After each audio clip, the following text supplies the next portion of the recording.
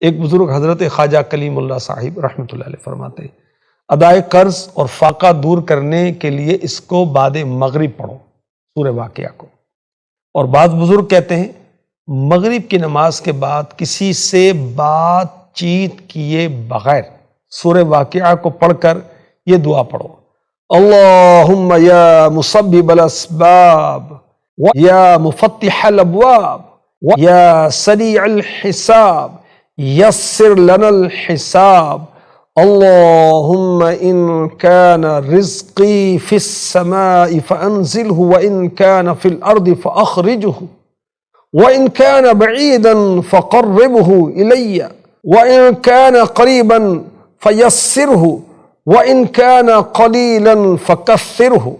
وان کان کثیرا فخلدہ وطیبہ وَإِن كَانَ طَيِّبًا فَبَارِكْ لِي فِيهِ إِنَّكَ عَلَى كُلِّ شَيْءٍ قَدِيرٌ۔ سورہ واقعہ پڑھے اور اس کے بعد یہ دعا پڑھے، انشاءاللہ الکریم کبھی فاقہ نہیں ہوگا، انشاءاللہ الکریم۔